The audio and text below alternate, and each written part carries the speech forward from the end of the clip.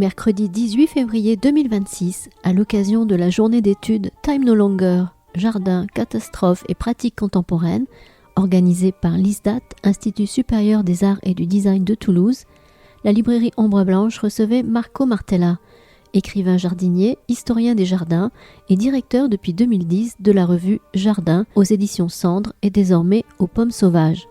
Il était ici en dialogue avec Hervé Senant, historien de l'art contemporain à l'ISDAT.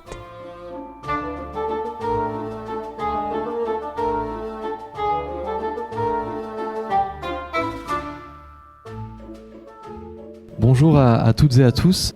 Bon, c'est juste pour dire un grand merci à Marco Martella d'avoir accepté notre invitation à venir à la librairie Ombre Blanche. Je laisserai Hervé Senant présenter un peu plus Marco Martella et son travail. Évidemment, on va en discuter beaucoup aujourd'hui.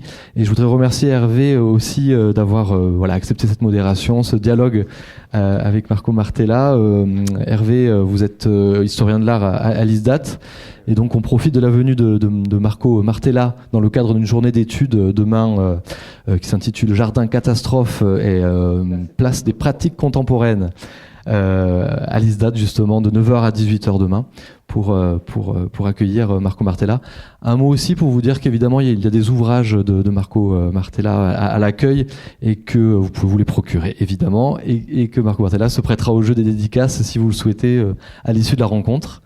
Et donc voilà, je vais laisser la parole à Hervé et Marco Martella et vous remercier de votre présence. Merci beaucoup. Voilà, peut-être merci d'abord d'avoir accepté vraiment d'abord d'assister à cette journée d'études demain à l'ISDAT. Donc l'ISDAT, c'est l'Institut Supérieur des Arts de Toulouse, c'est l'ancienne école des Beaux-Arts et puis d'autres options, donc d'autres départements si on veut. Et donc on fait une journée d'études sur le thème jardin, catastrophe, place des pratiques contemporaines. Et donc on est un groupe de recherche qui allons montrer un peu notre travail et puis discuter avec des invités, Marco qui a eu vraiment la générosité de venir, mais aussi Tiffaine Hameau de Vendoux qui est artiste jardinier qui vient de Morlaix pour cette occasion, qui a traversé la France et bravé les éléments comme vous pour arriver jusqu'à nous. Alors, j'ai été présenté comme historien de l'art, mais là, tout simplement, aujourd'hui, je suis un simple lecteur, et c'est comme tel que je m'adresse à vous, vraiment. Vous êtes né, quelques mots pour vous présenter, pour ceux qui ne vous connaissent pas encore. Marco Martella, vous êtes né à Rome, vous êtes écrivain, jardinier, et vous êtes historien des jardins aussi. Et puis vous êtes membre d'un institut que je ne connaissais pas avant de vous lire, l'Institut européen des jardins et paysages, c'est ça, qui fait des choses très, très intéressantes et sérieuses. Voilà. Donc il y a un site que je vous incite aussi à aller consulter, qui est vraiment, vraiment intéressant, notamment il y a un site, voilà, exactement. Il y a un inventaire de jardins européens qu'on est en train de faire peu à peu. On a pratiquement, je ne sais plus combien de pays, mais il y a quand même pas mal de pays européens. Donc il y a toute une liste de jardins à visiter. Donc, comme on fait aujourd'hui, on va dans les sites, on commence à explorer en fonction des endroits, des lieux qu'on veut visiter, ou si on fait des recherches. D'ailleurs, ça s'adresse à la fois aux chercheurs et aux paysagistes et aux visiteurs, aux amateurs de jardin qui ont envie de se promener, qui vont au Portugal et qui peuvent cliquer Sintra et ils voient une liste de jardins avec les références, les sites, les renvois, les liens. Donc c'est un gros travail quand même. Oui. Ça fait des années que ça avance. Et un travail systématique et apparemment. C'est systématique, c'est scientifique. C'est pas moi qui m'en occupe. C'est vraiment très très scientifique. La mise en ligne de tout ça, ces données, la mise à jour des données, c'est quand même assez considérable. Ouais. Alors, on peut peut-être commencer par là, parce que d'après les deux ou trois choses que l'on sait de vous officiellement, parce que voilà, vous êtes discret, mais les choses semblent avoir commencé en ce qui concerne un peu notre rencontre en 2010 avec la création de la revue Jardin, d'abord aux éditions du Cendre, et puis aujourd'hui aux Pommes Sauvages, qui est votre maison d'édition, parce que vous êtes aussi éditeur aujourd'hui. Ouais. Tout petit éditeur, minuscule éditeur, si on peut dire. Et je trouve que, voilà, on peut peut-être, j'avais la liste, mais je l'ai naturellement oublié derrière moi, mais de 14 numéros, c'est ça 14, exact. Oui, exact. De la revue, un numéro annuel. tout à fait. Voilà. Et c'est Thématique. une revue, peut-être qu'on peut, Maxime ou quelqu'un d'autre pourrait nous apporter un numéro, mais c'est d'emblée une revue vraiment de grande tenue, de grande qualité, donc c'est une revue à caractère scientifique, on peut dire, mais pas que. Pas que. Non. Il y a des articles savants, parfois, de botanistes, d'historiens des jardins, très sérieux, et puis il y a des textes un peu plus littéraires, un peu plus... l'idée, dans tous les cas, c'est d'explorer le jardin et le paysage, mais en particulier le jardin comme un moment très spécifique, particulier du paysage, dans sa dimension philosophique. Mais même si philosophique, c'est peut-être un mot un peu trop grandiloquent. Enfin, tout ce qui concerne la dimension existentielle plutôt du jardin. Voilà. C'est aussi de la philosophie par moment, mais et c'est pour ça que c'est pas vraiment une revue scientifique, parce que il me semblait que pour arriver à avoir à explorer les thèmes sont le songe, le dernier c'est le songe, la mémoire, le temps, l'ombre. Il fallait quand même une approche pas pluridisciplinaire, parce que c'est un mot trop sérieux d'une certaine manière, mais avoir des regards, des approches des langages complètement différents.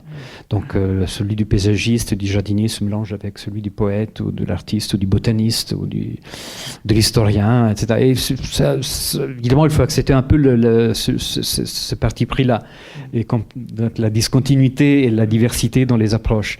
Ça peut être un peu déroutant parfois pour les lecteurs, quand on imagine en général qu'il y a une ligne dans les revues, et là il n'y en a pas. Il y a quand même une thématique. Il y a une thématique, et puis bon, évidemment, il y a une ouverture. Je ne censure pas évidemment les auteurs, je ne suis pas d'accord. L'idée, c'est de mettre en jeu notre sensibilité, nos savoirs, nos expériences par rapport à des thèmes spécifiques, et de manière à éclairer cet aspect-là du jardin. Parfois, ça peut être vraiment de grands thèmes comme la mémoire, le temps, c'est assez chargé d'un point de vue philosophique.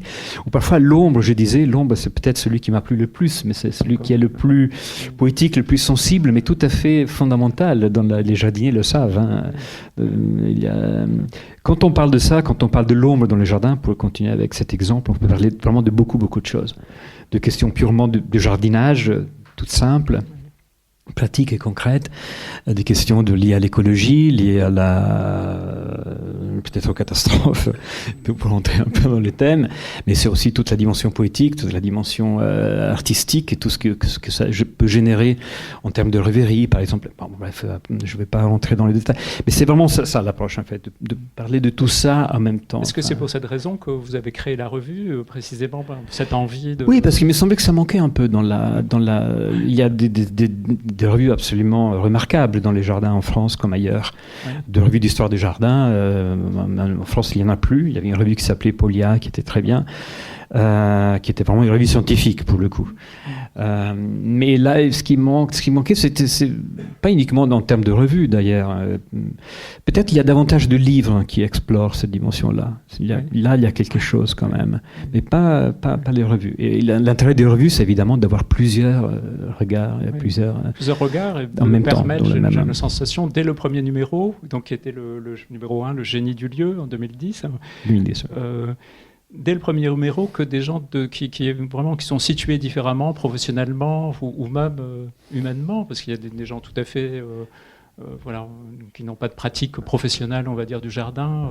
Oui, parfois c'est intéressant. C'est parfois intéressant d'avoir des non-professionnels du jardin, mais qui ont quand même un regard sur le jardin, pas quelqu'un qui est complètement hermétique à ça, mais je pense qu'on a tous des choses à dire sur le jardin nous touche de près dans nos vies, donc on a tous, si on s'intéresse un peu au jardin, c'est parce qu'il y a quelque chose qui s'est passé au niveau du vécu, de notre expérience, de notre vision du monde, etc. Donc du coup, il y a souvent des gens qui ont des écrivains, souvent qui n'ont jamais écrit sur les jardins, mais qui, je parle de Denis Gvozdanovich, qui est un essayiste assez connu, qui n'est pas du tout un expert de jardin, mais qui a un jardin déjà chez lui et qui est sensible à cette dimension-là, qui vit son jardin, donc il y a forcément des choses à nous raconter. Donc il y a des philosophes, il y a des historiens, des théoriciens, et il y a aussi des artistes, par exemple Giuseppe Pennone. Giuseppe Pennone et Andy Goldsworthy, que j'ai eu la chance de rencontrer chez lui en Écosse. C'est complètement différent comme approche, évidemment, mais c'est ça l'intérêt. Et comment réussissez-vous, là je suis un peu curieux, comment réussissez-vous à les rassembler justement C'est un peu difficile quand même, je dois l'avouer là. C'est pas évident parce que on a beaucoup de doutes quand on fait ça. On a beaucoup de doutes de mettre ensemble ces éléments disparates. Mais finalement, il faut juste avoir un regard un peu ouvert et accueillir des regards nouveaux et des approches différentes. Mais c'est ça peut-être aussi qui demande un petit effort parfois. Ouais. Mais quand même, je trouve que dès le premier numéro, ça c'est aussi une chose, si vous ne la connaissez pas, mais si vous voulez la consulter à la sortie, ce qui frappe d'emblée dès le premier numéro, c'est la qualité un peu des intervenants et vraiment voilà, la variété et la qualité de ces intervenants. Donc j'ai l'impression que vous aviez quand même une ambition de situer les choses à un certain... Oui, après c'est aussi une revue un peu littéraire quand même malgré tout. Donc ça, à la limite, je tiens à ce qu'il y ait une qualité d'écriture, si on peut dire. Oui. Pas forcément de la belle écriture, ça, mais comme il y a quelque chose aussi qui se passe au niveau de l'écriture. Et ça, c'est possible aussi avec des textes un peu plus scientifiques. Hein. Oui. Je demande parfois à des botanistes pas de se lâcher, de commencer à inventer, de faire de la poésie, mais d'avoir aussi une approche. Parce qu'il y a toute une tradition, je sais pas, je pense à Fabre, à tous ces auteurs au XIXe siècle qui parlaient de botanique. C'était magnifique, c'est des textes qu'on lit avec plaisir, le plaisir de la lecture. Ça, c'est une petite tradition qui mérite d'être retrouvée en France et ailleurs. Là, par exemple, dans le prochain numéro, je travaille sur celui-là, celui qui sortira. Donc, non, pas celui-là. Donc, celui qui va sortir à l'automne. Le thème, c'est le voyage. Et je viens de recevoir un texte d'un botaniste qui s'appelle Yves-Marie Alain, qui écrit un peu comme ça. C'est ça qui m'a fait plaisir. Je retrouvais un peu cette qualité d'écriture qu'on lit, qu'on retrouve chez Fabre, dans les auteurs du 19e siècle, qui avaient aussi envie de raconter, presque de raconter des histoires, oui. et de bien les raconter, qu'il y a aussi un plaisir à ce niveau-là. C'est pas toujours facile, évidemment, mais... Est-ce qu'il y a aussi une forme de critique en creux à partir de le positionnement de la revue, c'est-à-dire de se situer, de faire aussi un pas de côté, comme vous le dites à propos des jardins, d'aller déjà le geste d'aller dans un jardin, on a un pas de côté aussi avec la revue par rapport à d'autres revues, peut-être très professionnelles. Non. Je pense qu'il y a de la place pour tout. Hein. Il y a des revues de jardinage qui tous les mois à l'automne sortent un numéro sur les roses. Les meilleures roses pour l'automne et les astères, et c'est toujours la même chose, mais pourquoi pas, ça fait plaisir, et de temps en temps j'en lis. Non, il n'y a aucun snobisme, franchement. Puis il y a des revues très très savantes, vraiment pour les spécialistes, très pointues, qui ont aussi une raison d'être, j'ai l'impression. Mais il y a quand même ce que vous revendiquez soit à travers la revue ou à travers vos différents livres, ce côté cette exigence d'habiter un peu les lieux, les moments. Voilà. Et là, c'est quand même un positionnement qui vous distingue par rapport à... Oui, ça c'est peut-être un peu personnel aussi. Je n'impose pas ça aux Une approche plus subjective, on va dire. Oui, bien sûr. Le parti pris est ça, c'est ça en fait. Hein. C'est l'idée que de toute façon, je n'ai rien contre les textes purement scientifiques, comme je l'ai dit, mais j'aime bien quand il y a un auteur qui est disposé à se remettre en question aussi, remettre en cause, en jeu plutôt sa subjectivité, son ressenti. Et ça, c'est un équilibre qui n'est pas toujours facile à trouver, effectivement, entre les deux. Quand on a des choses très précises à raconter, l'histoire d'un jardin, par exemple, particulier, et de la raconter de cette manière-là, ce n'est pas toujours facile. Mais ça aussi, c'est toute une tradition littéraire qu'il y a qui s'est un peu perdue, quoi. De textes du 19e siècle, du 20e siècle. Je sais pas, je pense à Vitas Aculves, mais c'est un exemple parmi bien d'autres. D'auteurs qui parlaient de jardin d'une manière très sérieuse, entre guillemets, avec des savoirs, des connaissances, des compétences, qui faisaient passer aussi, et en même temps toute une dimension plus subjective, plus personnelle. Pas uniquement la belle forme, comme je disais, mais aussi une dimension plus subjective. Et ça me paraît très intéressant, et il faut pas en avoir peur, quoi. Je comprends que les scientifiques, les historiens de jardin, pur et dur, a besoin d'une image, comme ils disent, scientifique. Ça va très bien. Mais on peut aussi élargir. Il y a un très bon exemple, je trouve, une très bonne illustration de ce que vous dites.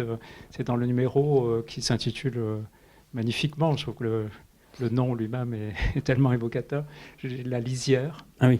Dans le numéro de la lisière, il y a un texte de Rebecca Page, et qui est un texte, c'est une historienne des jardins, une figure très éminente, je crois, dans votre domaine, et qui écrit d'une manière extrêmement sensible. Alors on sent toute la science derrière, la connaissance, mais alors ce qu'elle écrit vraiment sur les seuils des jardins vénitiens, c'est vraiment admirable. Il y a des exemples. C'est vrai que le monde anglo-saxon est quand même pas mal de ce point de vue-là. Et il y a par exemple une autrice qui s'appelle Vernon Lee, ou Violet Page. Vernon Lee, c'était son pseudonyme, complètement oublié, mais qui le sera peut-être moins parce que je vais publier un de ses textes l'année prochaine, qui s'appelle Les antiques jardins italiens, un jardin italien antique, je sais pas. Un texte du début du 20e, 1904 ou 5 ou 6, je ne me rappelle plus, qui parle, c'était vraiment une grande savante, c'était une de ces Anglaises érudites, savantes, mais un peu snob, un peu dandy, qui vivait en Toscane au début, des personnages assez en couleur et assez passionnants quand même, mais très savante, mais qui écrit d'une manière très poétique en même temps, et tout ça c'est quelque chose qui à l'époque passait très bien, et aujourd'hui on a du mal à faire ça. Je pense que là il y a quelque chose à faire. Voilà. Alors, si j'ai bonne mémoire, dans le numéro 1, vous intervenez 2 fois, sous votre nom, Marco Martella, dans l'introduction de la revue, ce qui est assez logique, et puis sur un autre texte sur le jardin de Fautrier, où vous nous apprenez, vous nous rappelez que Fautrier, qui était un grand peintre français, était aussi propriétaire de jardin. Et quel jardin Oui, là, en plus, ça, je connaissais bien. C'était peut-être un peu trop près comme sujet, parce que ce jardin de Fautrier, j'y travaillais et j'y habitais, en fait, à ce moment-là.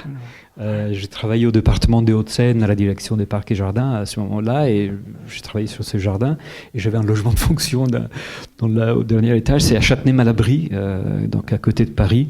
Et c'est un jardin absolument magnifique. Pour moi, c'était un moment... c'est un peu trop près. Là, quand j'ai écrit cet article, je me rappelle que je sentais que c'était trop près, trop intime, trop intense aussi. Oui. Parce que c'était un jardin complètement ensauvagé, d'une certaine manière. Puis Fautrier, je ne sais pas si vous connaissez Fautrier, c'est un peintre un peu sauvage lui-même, d'ailleurs. Et du coup, dans ses tableaux très épais, des matières très... à la fois torturé, en même temps il y a une espèce de beauté débordante, quoi. Et son jardin est exactement comme ça. Donc il y avait de rosiers sauvages, de rosiers botaniques, des rosiers anglais très raffinés, et des oglantiers et tout ça, et puis des orties, et tout ça se mélangeait avec un art quand même qui me semblait assez magique. Et ça, c'était un peu le début pour moi. C'était vraiment un moment important dans ma vie. Je ne vais pas trop parler de moi, de ma vie, mais je me rappelle que j'étais un historien de jardin sérieux, entre guillemets.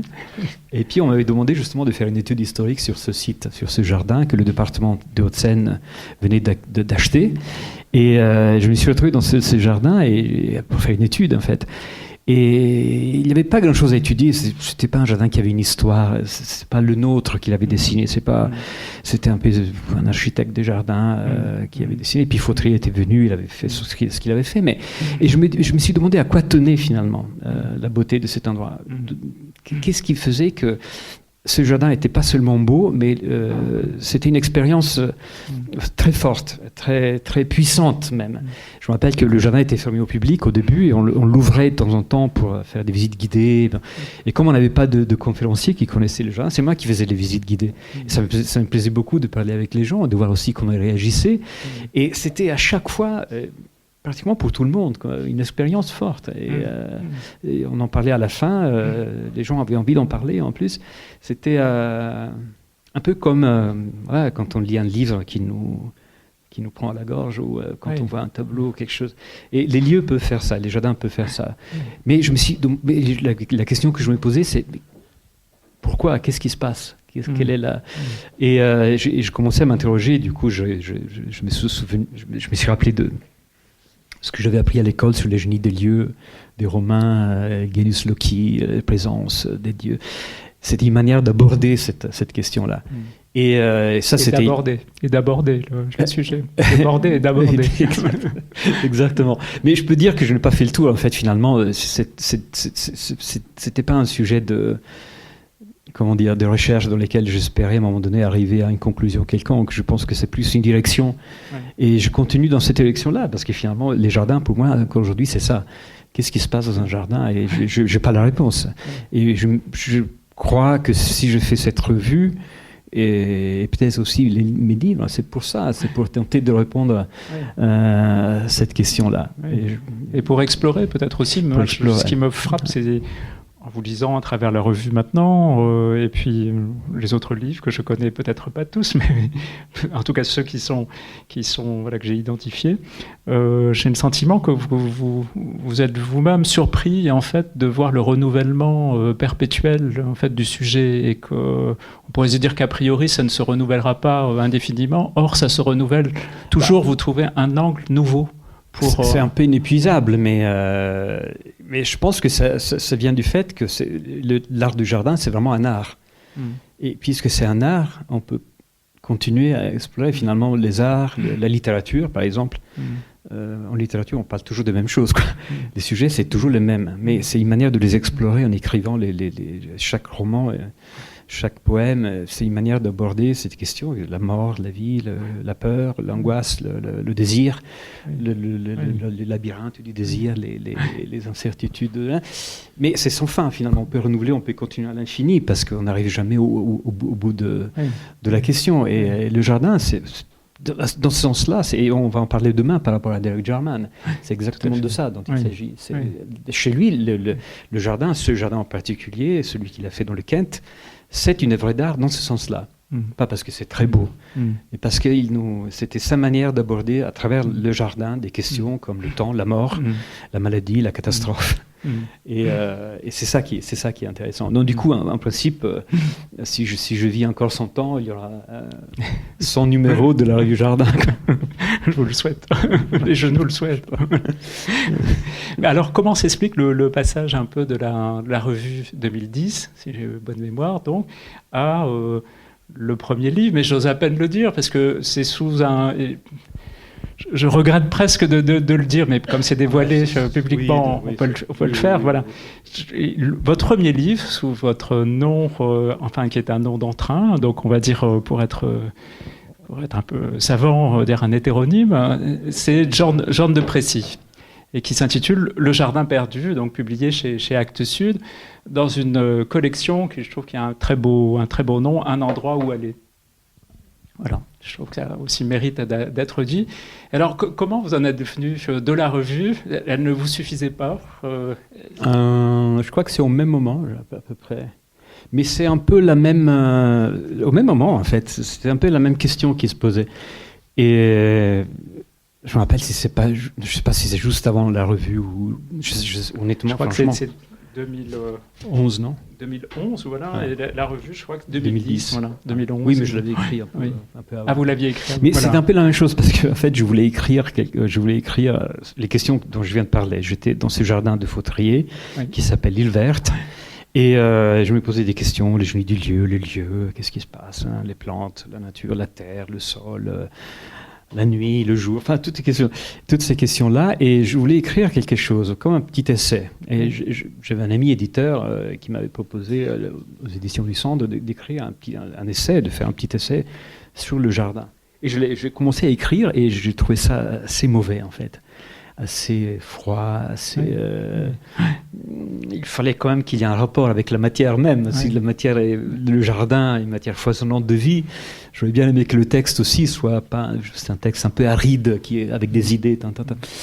Et c'est peut-être dans cette idée-là que je me suis dit qu'il fallait, pour y mettre un peu de vie, comme j'avais un passé d'écrivain, enfin j'ai toujours écrit, en faire quelque chose d'un peu plus littéraire. Et donc j'ai inventé un personnage qui n'existait pas, et qui est donc un vieux monsieur qui est anglais d'origine islandaise, qui habitait dans l'Angleterre victorienne, dans un jardin sauvage, perdu, et qui avait une vision complètement iconoclaste de l'art du jardin, anti-moderne, anti-révolution industrielle. Mais en même temps pionnier. En même temps un peu trop pionnier quand même, parce que là je me suis un peu amusé, mais il y a aussi un peu d'amusement quand même, pourquoi pas, et un peu de jeu.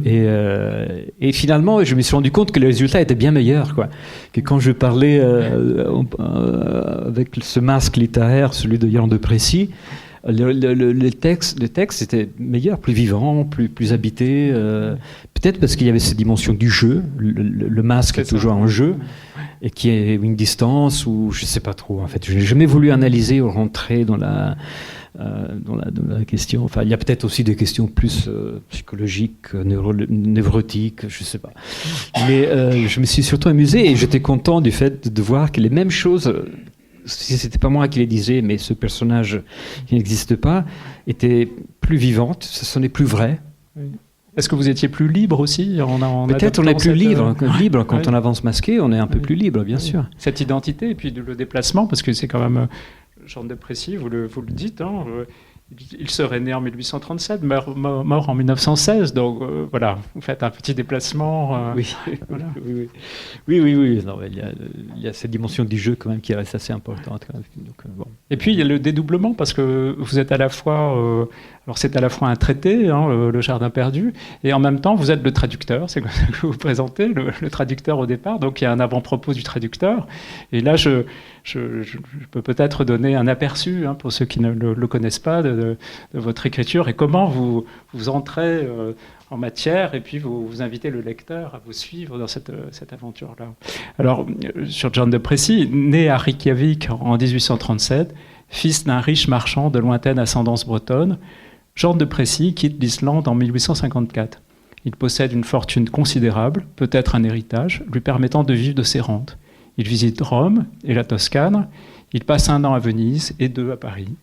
Là, il entame une carrière d'écrivain dont il ne reste malheureusement aucune trace. Les frères Goncourt font de lui un portrait teinté d'ironie dans leur journal, où ils évoquent un jeune Islandais, au regard absent, perdu dans quelques rêves étranges, mais capable de s'émouvoir jusqu'aux larmes s'il se trouve nez à nez avec une rose à peine éclose ou un chêne séculaire au jardin des plantes. En 1861, il s'installe en Angleterre, il vit quelques années à Londres, puis dans l'Oxfordshire, où en 1865, il achète le jardin de Greystone. Il ne le quittera que rarement pour ses visites de parc à travers le Royaume-Uni.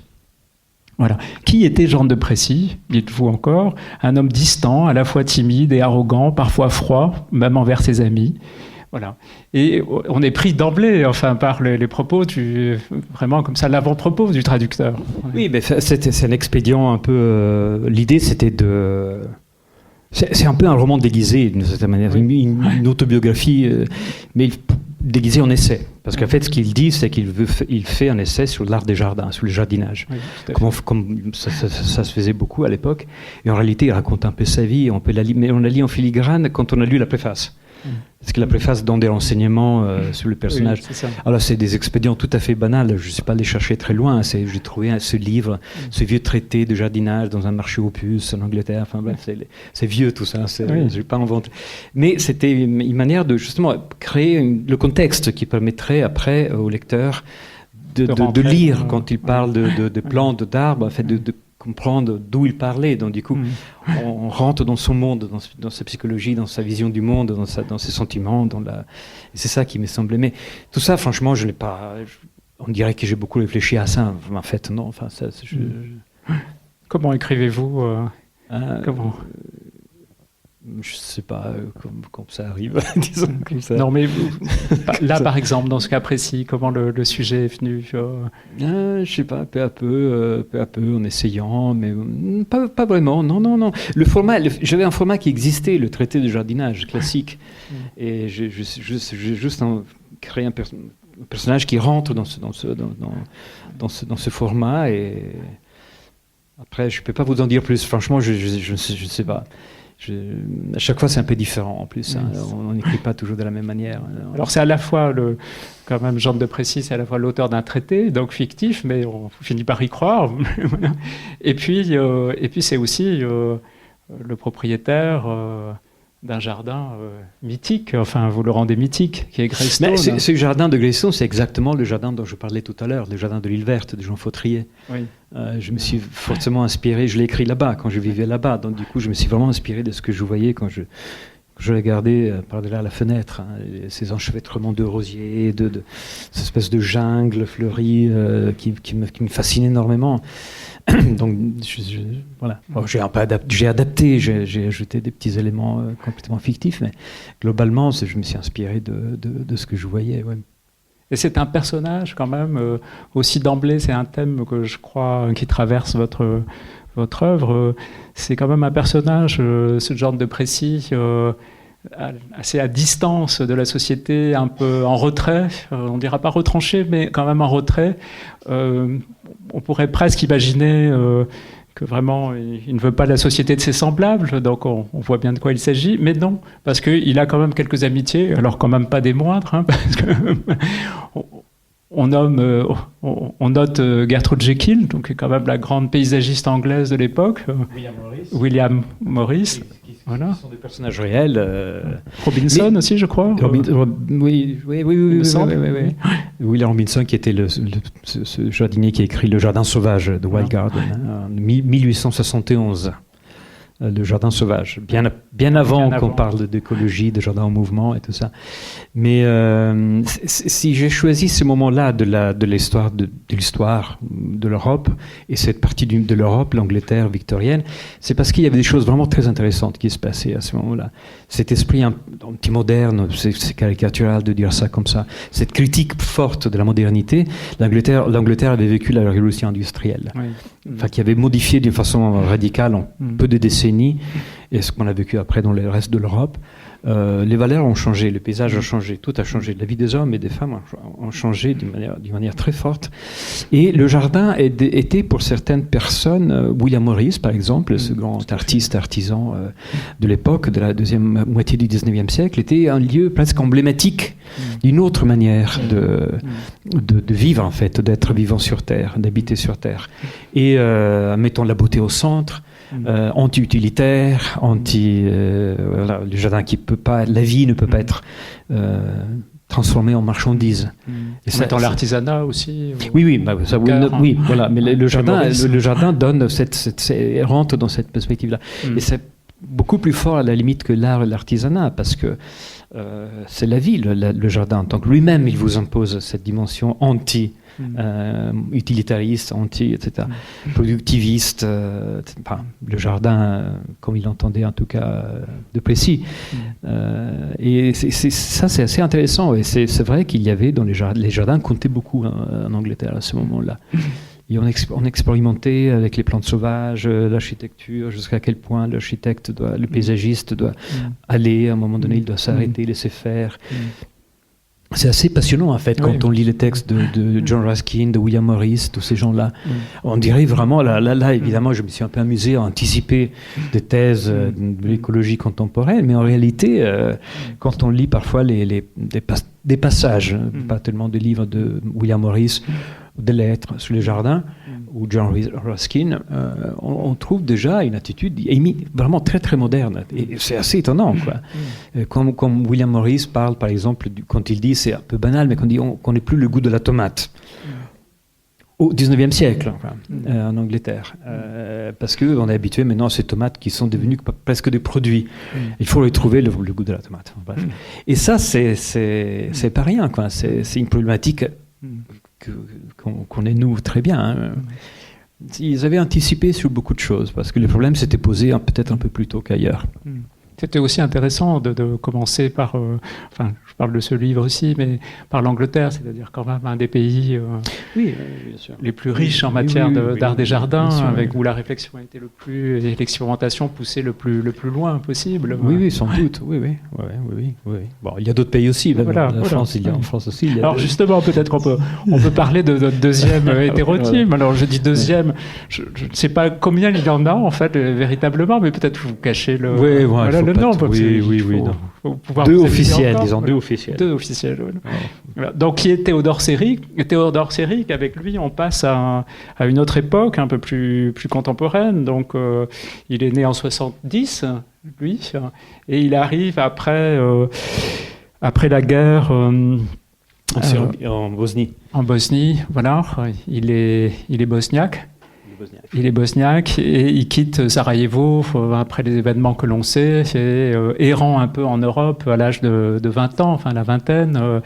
Il visite un peu l'Europe et il passe de lieu en lieu et vous passez de jardin en jardin un peu grâce à lui. Et justement, on en parlait, même si on en reparlera demain, mais on peut peut-être en parler un tout petit peu. Vous le faites passer par Londres à un moment donné et vous le faites découvrir un film dans un cinéma de Londres, un film de Derek Jarman, dont on parlera demain. Le film, c'est The Garden. The Gardener, je crois. Voilà, c'est ça. Et vous dites qu'il est tellement impressionné par ce film qu'il veut absolument rencontrer qui peut être l'auteur de ce jardin, où il se trouve. De ce film et oui, du jardin. Et du jardin, voilà. Et qu'il entreprend donc un petit voyage jusqu'au Kent, donc jusqu'à Dungeness en particulier, pour découvrir un jardin tout à fait surprenant. Et ce que je trouve aussi intéressant, c'est que vous ne faites pas de lui, et c'est aussi très très intéressant, pas un personnage justement de spécialiste à aucun titre. Enfin, vous le présentez comme quelqu'un qui n'a pas de culture au fond de l'art des jardins, mais qui est simplement curieux, qui vient de vivre des expériences extrêmement fortes et même traumatisantes, et qui se cherche au fond. Donc là, ce que vous dites, l'aspect existentiel qui vous intéresse tant, on le sent vraiment très fortement à travers ce personnage de Théodore Séric. Voilà. C'est vrai, mais c'est vrai aussi que moi aussi, je n'ai pas vécu ça, je n'ai pas vécu la guerre, mais pour moi aussi la rencontre, on en parlera demain, avec le jardin de Derek Jarman a été un moment assez fondamental, parce que je me rappelle que c'était il y a 25 ans à peu près, ou peut-être plus. J'avais découvert un livre de Derek Jarman qui s'appelle Un dernier jardin, qui parle donc de ce dernier jardin que Derek Jarman a fait, premier et dernier jardin, à Dungeness, à la fin de sa vie, quand il savait qu'il avait peu de temps à vivre, parce qu'il avait le sida. Voilà. Et donc il a fait ce jardin absolument incroyable, absolument extraordinaire, qui m'étonnait beaucoup, parce que j'étais habitué plutôt à Versailles, je sais pas, au beau jardin anglais, et tout d'un coup j'étais confronté par les images de ce livre à ce jardin qui ressemble à la fois un peu un cimetière, et qui en même temps est débordant de vie, de beauté, de couleurs, de fleurs, et on imagine les parfums, on imagine les abeilles, et ça m'a vraiment étonné, beaucoup plus que quand j'ai découvert, je sais pas, la Villa d'Este à Rome, ou Versailles, les magnifiques jardins, parce que je me suis dit vraiment que le jardin peut vraiment toucher des corps très très intimes de nos expériences d'êtres humains sur Terre, quoi. Le rapport au temps, le rapport à la mort, le rapport à la vie, le rapport à l'espoir. Et je savais pas qu'on pouvait faire ça avec un jardin, honnêtement. Honnêtement, ça m'a un peu bouleversé. Donc je me suis imaginé ce jeune étudiant bosniaque qui venait de la guerre, qui fuyait des scènes de désastres, de deuil, etc., qui trouve dans ce jardin, et puis dans les autres qu'il découvre peu à peu en Europe en voyageant, et des lieux autres, des espaces qui lui permettent de mettre tout ce qu'il avait vécu dans une perspective complètement différente. Encore une fois, ça c'est parce que le jardin peut être de l'art. C'est le propre de l'art, de nous modifier notre regard, de nous faire voir les choses, même des choses aussi fortes autrement, d'un point de vue qu'on n'attendait pas. Et le jardin peut faire ça aussi, j'ai l'impression. Peut-être pas toujours, en tout cas dans le cas de Derek Jarman. Donc du coup, je fais commencer ce livre par la première découverte de jardin du jeune bosniaque, étudiant bosniaque, par le jardin de Derek Jarman, comme pour moi en fait, d'une certaine manière. Mais il y a aussi d'autres jardins, et ça m'a beaucoup surpris. Ça m'a appris pas seulement ça, mais ça m'a vraiment beaucoup surpris. Il y a des jardins qui sont presque inconnus dans ce livre. Ils ne sont pas tous réels, hein. Oui. J'allais vous décevoir. Voilà. Non, mais je pense au jardin de Godot, en attendant Godot. Non, celui-là, il existe vraiment. Voilà. Le jardin de Samuel Beckett. Celui-là, il existe vraiment, et j'habitais pas loin de ce jardin en Seine-et-Marne, qui est absolument... Donc en Brie, on peut dire. Dans la Brie, oui, c'est pas loin de Paris, c'est un des jardins le plus... presque terrifiant, quoi qu'il soit, parce que c'est Là aussi, c'est un peu déroutant, mais j'aime bien ces jardins un peu le contraire de tout ce qu'on attend dans un jardin. Le contre-exemple de ce qu'on aime, les couleurs, les fleurs, l'écologie, la vie, etc. C'est parce que c'est un carré entouré d'un mur en parpaing et avec un tilleul, des plantes qu'on n'aime pas. Je ne me rappelle pas exactement s'il y a du style des tuyas. Il y a des plantes que le paysagiste ou les jardiniers détestent parce que c'est banal, parce que c'est moche.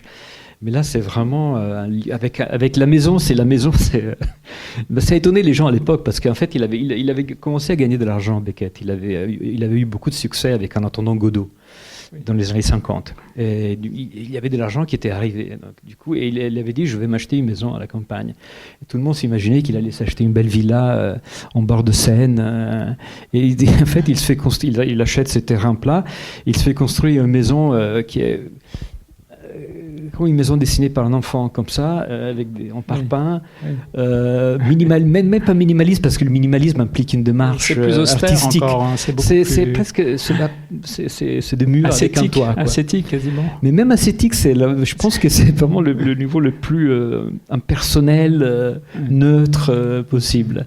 Et ça m'a fasciné beaucoup parce qu'en même temps, ces lieux assez moches, quoi, il faut le dire. C'était le paradis de Samuel Beckett. Quand il pouvait, il quittait Paris et il était assez ours, en fait, il était assez sauvage. Et là, il faisait de la vie, il laissait sa femme à Paris et il vivait dans cette maison. Il écrivait ces textes incroyables qu'il écrit à la fin de sa vie, très dénués. Enfin, il y a très peu de mots, assez souffrantes quand même. Voilà. Donc il y a une résonance une correspondance entre les textes, la vie et le jardin qui me semblait assez intéressante. Et le jardin traité aussi d'une manière. Vous dites ce qui s'y trouve ou quelle est sa forme, mais c'est aussi, on n'imagine pas un artiste, enfin un écrivain, poussant la tondeuse et puis arrachant les herbes d'une manière. C'est terrifiant. Oui, mais bon, voilà, chacun trouve le bonheur où il peut. Mais un jardin peut répondre aussi à ça, en fait, à ces genres de vie ascétique, complètement retiré, complètement caché, dans un paysage qui n'intéresse personne, dont personne ne veut. La Seine-et-Marne, c'est plat, c'est des champs de blé, avec les silos et les châteaux d'eau et les villages désertiques. Voilà, c'était tous ces paysages silencieux, quoi, qui vont vers le silence. Qui se retirent en eux-mêmes. Ça correspond exactement à ce que Beckett faisait et à son idéal de vie, d'une certaine manière. C'est aussi on peut permettre de vous le dire, c'est aussi votre idéal, peut-être, durant un temps. Mais... Mon jardin est beaucoup moins affreux que ça. Non, mais vous êtes... Non, mais...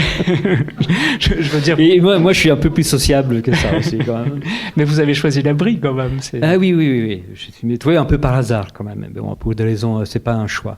Non, Beckett a choisi cette partie-là de l'abri qui lui plaisait, qui lui semblait correspondre à quelque chose. Le silence, je pense, surtout le silence. Oui. Alors vous dites, je ne sais pas forcément dans ce livre-là, mais dans d'autres, peut-être dans Fleurs ou plus au Fruit du mirobolant, qui est le dernier. Voilà. Et Fleurs ici. Ce que je trouve aussi très, très intéressant, c'est qu'à côté de très grands jardins habités par des écrivains, des artistes, ou créés à une époque, de très grands aristocrates qui pouvaient se permettre vraiment de réaliser des choses tout à fait hors normes. Mais à côté de ça, vous vous intéressez à cette chose aussi très très beau et très touchant et très intéressant. C'est-à-dire, on a l'impression à votre voisin, c'est-à-dire vraiment à votre prochain. J'ai envie d'utiliser ce mot-là, à votre prochain. C'est-à-dire celui. Je ne sais pas si ce sont de vrais voisins ou si ce sont des voisins fictifs. J'ai l'impression qu'il y a des deux, mais que en vous baladant autour de chez vous, vous allez rencontrer telle ou telle voisine, tel ou tel voisin, et que vous vous intéressez à ce que peut être son jardin, quelle que soit la forme de son jardin. Oui, bien sûr, oui. De ce point de vue-là, je n'ai pas vraiment de hiérarchie. Je ne dis pas qu'un jardin dessiné par le nôtre est la même chose qu'un petit potager de campagne, évidemment. Mais finalement, ce qui compte, et ça, c'est parce que je ne suis pas paysagiste, en fait. Je pense qu'un paysagiste est plus sensible à d'autres choses. Mais ce qui m'intéresse, moi, c'est plutôt ce qui se passe dans un jardin. Il y a des jardins dans lesquels on est vraiment bien. Et je pense qu'un jardin doit avant tout, malgré tout, C'est ma petite vision du jardin. Avant tout, répondre à un besoin de bonheur, quoi, un besoin un jardin doit pouvoir nous offrir ce qu'on cherche tous, à peu près, un lieu. Le lieu du bon vivre, hein, le lieu dans lequel on vit bien, dans lequel on est en paix avec nous-mêmes, avec le monde. On en a besoin, on en a besoin depuis toujours. Hein, c'est pas maintenant aujourd'hui que ça a toujours été comme ça. Et ça, on peut le trouver dans un jardin. Je parlais de Versailles, qui est évidemment un jardin magnifique, mais je peux pas dire que je me sens bien à Versailles. Oui, ça on le sent. C'est peut-être le seul texte que j'ai lu de vous. Non, peut-être aussi avec le jardin des Tuileries. Encore que j'ai apprécié la façon de vous. Les Tuileries, j'aime beaucoup. Voilà, de vous intéresser aux jardiniers. J'ai été jardinier aux Tuileries, en fait. Ah. Oui, j'ai travaillé comme jardinier. Ouais. Voilà, ça explique un peu. Non, je trouve qu'avec Versailles, et peut-être avec le nôtre, là, je vous trouve un peu dur, alors que vous ne l'êtes pas du tout dans les autres textes. Mais là, vous êtes un peu...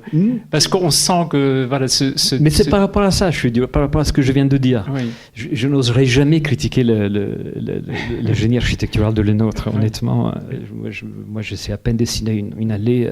non, mais c'est le projet derrière. C'est aussi... le projet politique qui est derrière aussi. Oui. Il y a beaucoup de jardins de pouvoir qui sont. Les jardins sont souvent des lieux de pouvoir, les grands jardins du passé. Mais non, c'est que le jardin, pour moi, Versailles, c'est un jardin qui est fait pour être admiré, quoi. Et je sens qu'il y a toujours cette distance, quoi. C'est quelque chose. Le jardin est toujours devant moi. Et je dois admirer, m'étonner. Enfin, c'est vrai que comment ne pas s'étonner quand on arrive la première fois à Versailles et qu'on on sort du château et derrière on voit cette énorme perspective. Ça vous fait un choc. Et ça c'est quelque chose que je me rends compte que c'était d'ailleurs le but probablement de ce jardin, c'est celui-là, de vous étonner par la grandeur, la puissance, etc. Mais je sais pas, moi je cherche peut-être autre chose dans un jardin, quoi. Et à la limite même dans un grand jardin. Mais c'est vrai aussi que j'ai une préférence pour les petits jardins, pour les jardins un peu dans lesquels il y a une proximité avec tout ce qu'il y a autour de nous. Et dans lesquels on rentre, qui n'est pas devant nous, mais dans lesquels on est dedans, quoi. On le vit, on l'habite. Peut-être avec aussi des notions de simplicité, de modestie, simplicité dans l'approche, en tout cas. Simplicité dans l'approche. Oui. Après, le nôtre était vraiment un grand génie de l'architecture. C'est un homme qui avait aussi cette perception de la simplicité, du besoin de simplicité dans le projet, du côté. Il faut que le projet soit évident en lui-même. Enfin, on trouve peut-être plus dans les jardins de Chantilly, dans le dessin très épuré.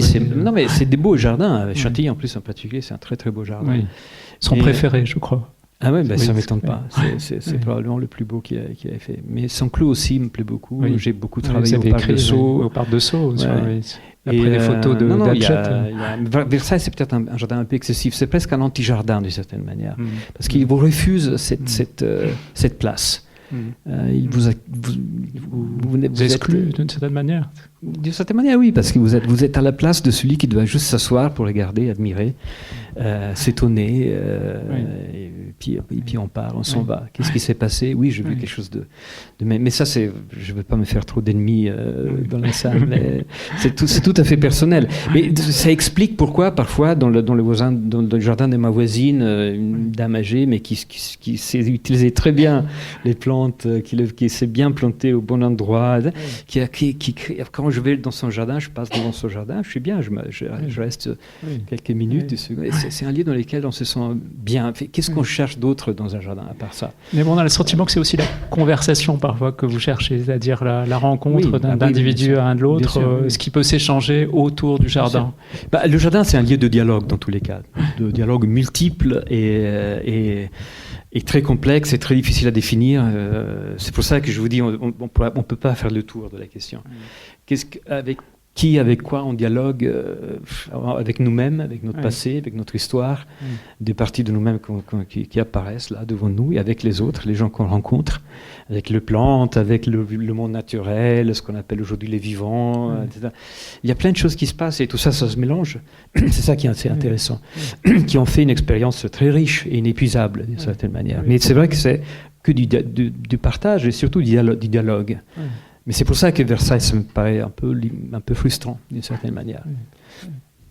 Vous me faites penser, là, à nouveau, à ce texte qui m'a vraiment vraiment marqué parmi d'autres, mais dans votre revue sur la lisière de Rebecca Page, parce que vous parlez de bonheur, alors bien sûr, je crois probablement on a tous des expériences de bonheur, où on réalise en vous lisant justement à quel point on en a et à quel point c'est vital, mais on a aussi d'autres expériences, peut-être de tristesse, peut-être d'autres choses même plus compliquées, et je trouve que Rebecca Page le dit très bien dans ce texte très très court, ce mélange à la fois de bonheur et peut-être même de douleur. Mais on va en parler particulier. On va en parler demain quand on parlera de Derek Jarman encore une fois, parce que il a un très beau passage dans le livre que vous avez montré, je crois, ou dans l'autre, dans le journal bref. Il parle de son jardin comme d'Éden et Gethsemane, ou Gethsemane, je ne sais pas comment il faut le prononcer, c'est-à-dire l'Éden, le paradis, le lieu des délices, et Gethsemane, c'est le jardin dans l'Évangile, de la passion du Christ, de la solitude, de la souffrance. Mais dans le jardin, la souffrance, par exemple, ou la mélancolie, peuvent prendre un sens un peu différent, quoi. Au lieu de rester un sentiment qui est enfermé dans nos têtes ou dans notre corps, ça sort de nous et ça entre en dialogue justement, ou en résonance avec le monde autour de nous, vivant du jardin. Et c'est là qu'il y a quelque chose qui se passe qui donne pas un sens, c'est pas ça, mais qui nous fait vivre autrement la douleur, la peine, la mélancolie. Et du coup, le passage du paradis ou de l'Éden à Gethsemane se fait avec une certaine aisance, et le jardin, ça peut être les deux choses en même temps. Cette ambivalence. Aussi. Mais finalement, c'est ce qui se passe aussi dans la vie, donc c'est pas si étonnant que ça. Je ne vois pas le jardin comme un lieu où tout est merveilleux, où tout est beau, Le jardin contient la mort, contient l'expérience de la mort. Les jardiniers le savent très bien. Mais c'est encore une fois, on va en parler demain à propos de Derek Jarman, de son jardin face à la maladie, la mort et la peur. On s'inscrit à travers le jardinage dans un autre temps, qui est le temps des cycles naturels, la mort et la renaissance des plantes, les saisons, etc. Et ça permet d'accéder, il me semble, à une dimension plus haute, plus grande, qui nous libère d'une certaine manière. Mais c'est peut-être mon expérience personnelle, mais je pense que c'est ce que raconte aussi Derek Jarman dans ses textes quand il parle de son jardin, quoi. C'est une manière de transcender la douleur, la peine nous enferme souvent. Et c'est encore pire. Alors que le jardin nous permet de vivre ça autrement, dans l'ouvert. Alors je partage tout à fait ce que vous dites, mais j'ai le sentiment aussi que c'est à travers l'écriture que quelque chose se prolonge, c'est-à-dire non seulement le jardin lui-même, l'effet qu'il produit sur nous, selon le moment où on le visite, et c'est vrai qu'il y a des moments où on est plus ou moins prêt, probablement, où il nous cueille ou pas. Voilà, il y a des questions de rencontres aussi certainement, mais j'ai le sentiment que l'écriture vraiment prolonge justement cette question, moi qui m'a un peu fasciné chez vous, de la recherche d'un apaisement, d'arriver à se réconcilier peut-être avec soi-même, et que l'écriture aille de ce sens-là. Il y a même quelque chose je trouve et alors c'est pas une flatterie du tout, mais quelque chose d'incantatoire dans votre écriture. C'était un chant pour convaincre aussi l'autre, mais poétiquement en fait, de l'importance de ces lieux, de l'importance de ce qui s'y joue, et entraîner l'autre dans ce mouvement-là. Bon. J'espère que vous avez raison. En tout cas, c'est mon sentiment particulièrement peut-être dans ce livre-ci, qui en ce moment, je crois, qui est épuisé, mais qui va être réédité, oui, semble. Donc c'est un petit monde, un monde parfait. Voilà. Et moi, je peux témoigner d'une chose, c'est le premier ouvrage de vous que j'ai découvert. Et je l'ai découvert à un moment, je vais le dire parce que je trouve que c'est pour vous, c'est pas pour moi que c'est intéressant, mais existentiel justement, un moment où j'étais un peu lassé, je lis un peu, et j'étais un peu lassé par tout ce qui m'entoure, y compris des lectures très très proches.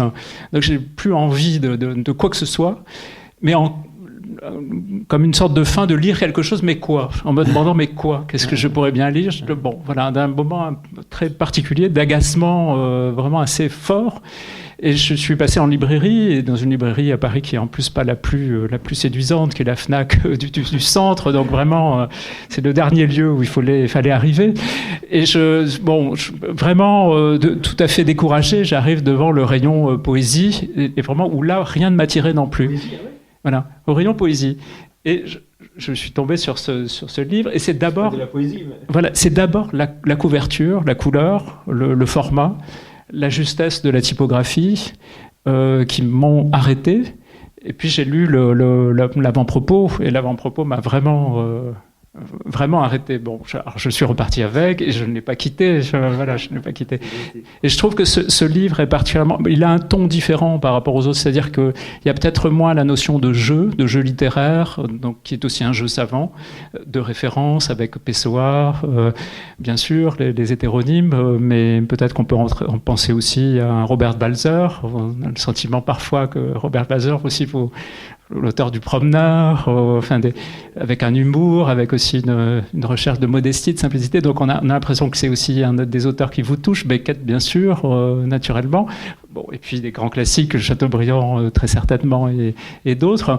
Mais ici on a l'impression que c'est autre chose qui se joue, c'est-à-dire vous parlez d'une manière plus sérieuse, comme s'il y avait urgence justement à dire des choses un peu plus frontalement. Oui, là, il y a moins d'invention, oui. Quoique, je l'ai découvert aussi tardivement. Ah, vous avez découvert? Oui, j'ai découvert, pas tout de suite, oui, mais... Ouais. C'est drôle parce que on m'avait invité à... Je peux le dire d'ailleurs, parce que je parle d'un jardin en Normandie qui n'existe pas en fait. Tous les autres jardins existent, évidemment, la vallée aux loups de Chateaubriand, que je connais bien, j'ai travaillé là-bas, je parlais de ces jardins en les connaissant. Et puis je me suis amusé à un moment donné. Il y a toujours quelque chose qui manque, il me semble, s'il n'y a pas un peu d'invention et de... Je sais pas, mais bon, en tout cas, j'ai inventé ce jardin, et il fallait que je le mette quelque part. Du coup, il fallait que ce soit cette fois, pour le coup, moins vague. Et je l'ai situé dans un village que j'ai trouvé vraiment par hasard, dans le Perche. Oui. Je me rappelle même pas comment ça s'appelait. En tout cas, on m'a invité dans le Perche après pour parler de ce livre. Il y avait des habitants de ce village. Qui étaient tous là. Il y en a qui étaient un peu fâchés, il y en a qui s'amusaient, qui m'ont dit maintenant cherchez le jardin dont vous parlez. On l'a jamais trouvé. Alors ça, donc là on peut être victime parfois de ces pièges. Hein, mais bon. Mais est-ce qu'il y a aussi une envie, après avoir été un peu sérieux, et puis aborder des sujets ou des questions qui sont un peu graves, et donc qui sont aussi justement la mort peut-être, la catastrophe, on en parlera demain, enfin des questions qui sont fortes, un peu de légèreté aussi, un peu. Oui, bien sûr. Oui. Un peu de légèreté, et puis pour moi là, l'écriture c'est toujours un jeu quand même. Et ça, j'ai l'impression qu'on l'oublie un peu. La littérature contemporaine est très sérieuse, mais dans le mauvais sens, quoi. Et même la question de la vérité, maintenant à l'époque de l'autofiction, je ne sais pas ce que vous en pensez, on peut en discuter. Moi, je ne dis pas qu'il faut mentir, évidemment, le mensonge n'est pas une bonne chose, quoi. Mais j'ai lu récemment un traité qui m'a été signalé, que je ne connaissais pas, d'un savant italien du XVIIe siècle, qui s'appelait Torquato Aceto, qui a été publié en français aussi, un traité oublié qui a été redécouvert pendant le fascisme d'ailleurs, qui parle de l'art de l'honnête dissimulation. Et il fait une différence entre la simulation, le mensonge, et la dissimulation. Avant, c'est masqué. Ouais. Et le deuxième cas, c'est un art qui peut permettre beaucoup de choses, et qui devient presque une nécessité à une époque où tout est mensonge, de certaine manière. Et donc jouer sur le vrai et le faux à l'époque du fake, comme on dit maintenant, ces mots qui reviennent tout le temps, mais aussi des réseaux sociaux dans lesquels on met en scène sa vie, et dans lesquels les images, ces livres avec les auteurs, avec leur tête sur la couverture, dans le bandeau. J'avais envie un peu de faire quelque chose d'un peu différent, qui remette un peu en cause cette espèce de vision. Un peu. Mais et aussi, c'est très sérieux, quoi. C'est très. On parle de sa maman, de son papa, de ses ancêtres, et c'est bien. Enfin, je n'ai rien contre, évidemment, mais peut-être que c'est bien de se souvenir de temps en temps que c'est du jeu, l'écriture aussi, quoi. Et on n'est pas là juste pour dire les choses vraies ou pour raconter la réalité telle qu'elle. Et puis à travers la fiction, à travers même une forme de mensonge, on peut aussi toucher la des fiction, vérités. c'est toujours un mensonge dans le bon sens du terme. Il y a évidemment, vous avez parlé des hétéronymes, c'est-à-dire les hétéronymes, c'est, vous savez, pas des pseudonymes. Les hétéronymes, c'est des personnages, des auteurs fictifs, des auteurs qui, pas juste de noms fictifs, des auteurs qui ont une biographie. Les grands maîtres, évidemment, c'est Fernando Pessoa, le grand poète portugais, qui en a inventé je ne sais pas combien. Il y en a 4 ou 5 qui sont... Alberto Caeiro, par exemple. Alberto Caeiro, Álvaro de Campos. Bernardo Soares, celui qui a écrit le livre de l'inquiétude. Et chacun avec une personnalité différente et des idées différentes. Et il y en a beaucoup, en fait. Oui. Il a... 60, plus de 70, je crois. Oui. Et il en a fait vraiment un art, quand même. Et un jeu, surtout. Et pourquoi je dis ça? Ah oui, parce qu'il a ces très beaux poèmes. C'est un vers que j'utilise d'ailleurs dans un des livres. Il dit, mais si j'arrive il faudrait que j'arrive à m'en souvenir exactement. Mais il dit, le poète est un simulateur. Oui. Il simule tellement bien qu'il arrive à faire croire que c'est vraiment de la douleur qu'il ressent vraiment. Oui. Je ne sais pas si c'est alambiqué, mais c'est voulu, évidemment. Hein. Oui. C'est-à-dire que le faux devient du vrai. Oui, et le vrai devient du faux. Mais finalement, il va beaucoup plus loin que... C'est très difficile d'en parler. J'avoue que j'ai du mal. Il y a un très beau dialogue. Parce que c'est à travers la poésie qu'on arrive à dire ces choses-là. Quoi. Il y a un très beau dialogue à ce sujet sur un livre que vous connaissez certainement de lui. Donc, sous quel hétéronyme vous saurez me dire, qui est Le Marin. Sous son nom, je crois, sous son nom propre. Écrit à 25 ans, Le Marin, ça dit oui. Hein. Oui. Le Marin, oui, de Pessoa. Oui, écrit une œuvre très jeune, et c'est un dialogue entre des sœurs qui veillent un mort, et c'est absolument extraordinaire. C'est vraiment très très beau. Je ne le connais pas. Très beau. Alors, il a beaucoup écrit, Pessoa. Donc, oui. J'ai pas tout lu. Puis on ne sait pas tout ce qu'il a écrit. Bah, vous savez, il y a cette malle qu'on n'a pas encore fini de oui, il y a encore des textes à mettre au clair. On ne sait pas trop ce qu'il voulait en faire, s'il voulait le publier ou pas. Enfin bref, c'est quand même assez fascinant quand même. Alors, dans ce qui vous concerne, dans Un petit monde, un monde parfait, moi l'un de ceux peut-être qui m'ont le plus touché, donc j'ai envie de vous le dire maintenant, c'est Sintra à l'école des Capuchos. Ah oui, Est-ce que vous voulez en parler un peu? Oui, rapidement, c'est un vrai lieu déjà, c'est un couvent de capucins, oui. Donc des moines franciscains à côté de Lisbonne, c'est le convento dos Capuchos. Absolument merveilleux, qui a été restauré d'ailleurs il n'y a pas longtemps, mais quoi dire à part le fait que c'est très beau, où tout est petit, on rentre dans des cellules en se baissant, déjà sans doute parce que les moines étaient plus petits que nous aujourd'hui, mais il y a toujours cette idée de l'humilité, de la modestie, mais le lieu lui-même, c'est merveilleux comment ce couvent est fait de petits bâtiments qui rentrent dans la forêt d'une certaine manière, qui sont vraiment en dialogue avec les arbres. En osmose peut-être. En osmose, oui. Et tout ça dans une spiritualité qui n'est pas spécialement tournée vers la nature quand même. Quoique finalement, voilà, puis après on se souvient que les Capucins c'était des franciscains, et on repense à Saint François d'Assise, avec ce texte finalement assez révolutionnaire dans lequel il appelle la lune sa sœur, le soleil son frère, et voilà, et c'est une espèce de vision. Et puis toutes les histoires qu'on m'a racontées quand j'étais gamin en Italie, non, le Saint François qui prêche aux oiseaux. Oui. Il y a ces fresques magnifiques de Giotto, de Simone Martini. Quand on voit dans les églises, on voit le saint qui parle, qui explique aux oiseaux qui sont tous là et qui écoutent les grandes vérités de la théologie, quoi. Alors qu'il n'est pas, c'était pas il aimait pas, Saint François n'aimait pas beaucoup expliquer les choses aux gens, en fait, c'était plutôt les gestes, les actes, mais il explique ça aux oiseaux, quoi, qui étaient dignes déjà et qui, évidemment, c'est fantastique d'une certaine manière, c'est très poétique, mais quelle dignité, il donner cette dignité-là à des êtres vivants. Voilà. C'est quand même parmi les choses révolutionnaires de Saint François, il y a ça par rapport à son époque.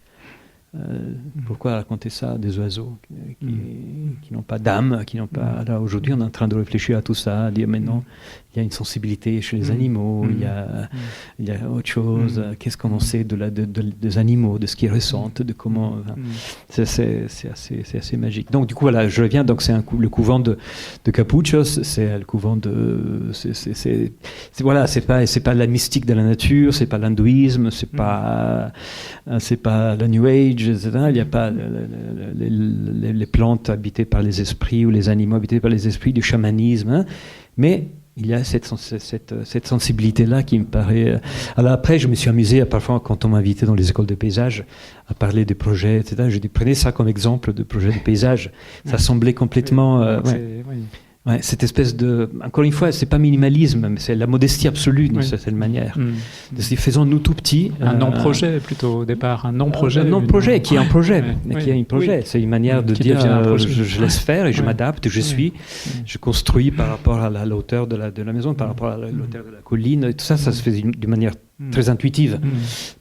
C'est l'humilité aussi, je trouve. C'est l'humilité, c'est la démarche spirituelle qui vous guide aussi dans le paysage, dans la construction d'un paysage, dans l'aménagement d'un paysage. Et ça peut se faire aussi dans le jardin, c'est ça qui me semblait intéressant. On peut élargir jusqu'au jardinage et au paysagisme. Donc c'est, encore une fois... c'est vous qui m'avez provoqué en disant que Versailles était dur avec Versailles, mais c'est le contraire exact. C'est la renonciation à l'ego et à la domination de la nature et l'imposition d'un projet qui tombe d'en haut sur un lieu. C'est exactement le contraire, ça sort du lieu, ça émerge de la pierre, des plantes, de la forêt. Et ça, je pense que vous le rendez vraiment... particulièrement sensible, parce qu'on sent que c'est aussi peut-être votre sensibilité plus proprement. Je peux peut-être donner un exemple, et j'ai juste les premiers mots, si vous voulez bien. Encore aujourd'hui, le couvent qu'une petite communauté de capucins édifia en 1560 dans la Sierra de Sintra est à peine visible au milieu d'une forêt descendant jusqu'à la côte atlantique. Depuis longtemps, le lieu n'est plus habité, mais il est toujours enveloppé de silence, protégé par le brouillard montant de l'océan. Le même silence, peut-être, que connurent les moines lorsqu'ils découvrirent le site. Et pour connaître la suite, il faut Non, mais ce que je trouve aussi très, très bien ce que je trouve aussi très réussi dans ce livre, c'est les illustrations. Alors peut-être je peux poser mon micro pour essayer de montrer la première. C'est absolument magnifique.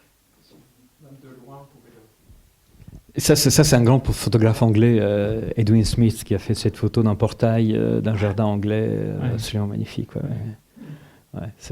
Là, il y a tout le mystère, il y a déjà le portail. Bon, c'est un peu facile, hein, je mets ça en entrée au début du livre, c'est-à-dire le portail, et aussi pour souligner cette espèce de petite utopie qui consisterait à écrire un livre qui pourrait être un jardin, quoi. Idéalement, qui pourrait être comme un jardin dans lequel on se promène. En plus, c'est des chapitres...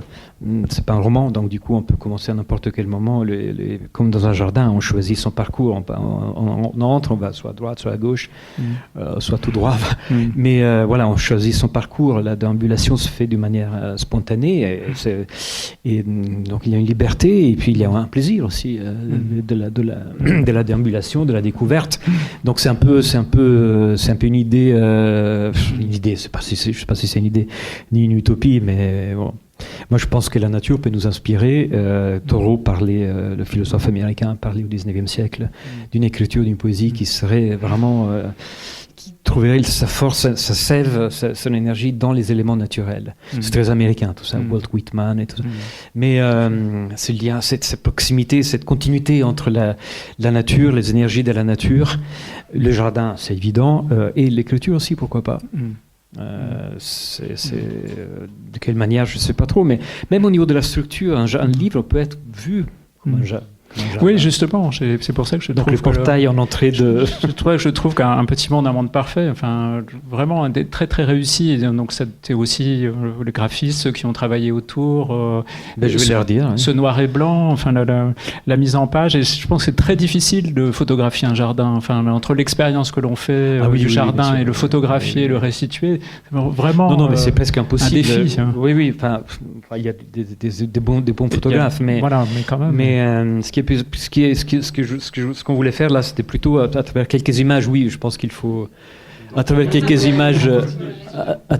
images, donner plus l'ambiance que une vision du paysage, du jardin tel qu'il est. Oui. Parfois, c'est plus intéressant quand on fait ou même quand on écrit sur un jardin, plutôt que de le raconter, de le décrire, de parler de quelque chose, à la limite avec un regard très personnel, pour faire apparaître le jardin, sa qualité, son caractère unique, spécifique, ce qu'on appelle justement le génie du lieu. Et à travers, c'est plus intéressant parfois quand on veut donner une vision panoramique, encore une fois, que ce soit dans l'écriture ou dans la photographie, c'est un peu difficile, c'est pas évident, quoi. Donc du coup, c'est des photos parfois qui un peu décevantes parce que voilà, le couvent de Capucins, on voudrait avoir une vision panoramique, on n'en a pas. Non, parce qu'on voit une pierre, une fougère. Oui, mais on a juste ce mystère, justement, juste cette entrée, quoi. C'est vraiment pas une illustration, justement ce qu'on trouve pas dans les revues sur papier glacé, vous voyez, les magazines plutôt, quoi, y compris des revues comme ça hollandaises, Jardin d'Éden ou ce genre de choses, quoi, où on a l'impression que c'est trop éclairé et du coup ça produit l'effet inverse de ce qu'on voudrait, c'est-à-dire qu'on n'est pas attiré, on est plutôt au contraire... Ça, c'est un peu dommage, je suis d'accord avec vous. Donc, je trouve qu'à l'inverse, ici, on a envie de se déplacer et d'aller... Et ça, mais ça aussi, c'est un peu une perte dans le monde des jardins, les revues de jardinage. Donc, c'est justement ce côté papier glacé, les beaux parterres et tout ça. C'est flatteur, ça fait plaisir, on a l'impression de voir quelque chose, mais on voit presque rien parce que à la fin, tous ces jardins se ressemblent. Tout à fait. Et après, on se rend compte que si on y va dans ces lieux, on trouve complètement autre chose. Alors, justement, la question, c'est comment, même dans une revue, faire apparaître quelque chose d'unique, de singulier, de spécifique dans un jardin. On va peut-être donner la parole au public aussi. Peut-être des questions.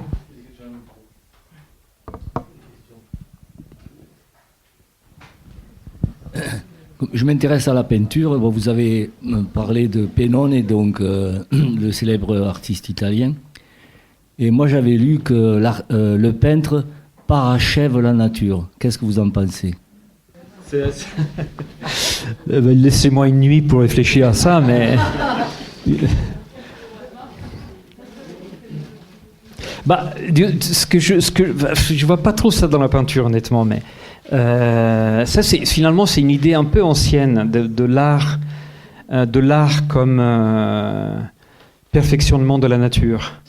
Dans les jardins de la Renaissance, par exemple, il y a cette idée qui consiste à dire le monde est beau, les arbres sont beaux, les fleurs, mais si on fait un jardin, on rend tout ça, on magnifie tout ça, on le réunit déjà et on valorise davantage la beauté qui est inscrite dans la nature elle-même. Dans ce sens-là, le jardin peut perfectionner la nature. Mais c'est aussi dans la vision, là je m'aventure dans un domaine qui n'est pas le mien, mais au Japon, en Chine, le bonsaï à la base c'est des choses qui nous plaisent pas forcément, mais l'idée à l'origine, c'est de faire en sorte que l'arbre puisse exprimer dans le bonsaï toute sa beauté, toute sa perfection d'une certaine manière. Est-ce que c'est ça que vous voulez dire ? Moi, je l'entends comme ça, en tout cas. L'art peut être une manière de parachever. On dirait que l'art aboutit la nature, qu'il y a un aboutissement dans l'art. Mais ça, c'est une vision un peu téléologique que je ne... Permettre des questions philosophiques, etc., etc. Là, je suis d'accord avec vous. Ah oui, oui, bien sûr. Ah oui. Pas enfermé, non. Pas enfermé. Pas enfermé, bien sûr, oui, dans ce sens-là. Bien sûr, la démarche artistique, c'est une démarche d'ouverture, donc forcément, dans ce sens-là, oui aussi, c'est assez intéressant. Non, mais je pense que l'art dans toutes ses dimensions, hein, bien sûr. On l'a souvent vu comme ça aussi, le jardin pittoresque anglais, c'était un peu ça au XVIIIe siècle, hein, de voir comment la peinture pouvait prolonger la beauté de la nature, du paysage, pour aller peut-être plus loin, pour exprimer quelque chose d'encore plus vaste. Mais c'est un sujet très philosophique, très philosophique et assez complexe quand même, qui m'interroge, qui me met un peu en difficulté même. Moi, j'ai une question beaucoup plus simple. Mais c'est pas grave. Beaucoup plus simple. appuyer sur le bouton, non, c'est bon. Puisque vous insistez beaucoup sur le côté émotionnel du rapport au jardin, la subjectivité du visiteur ou du jardinier pour s'approprier le génie du lieu.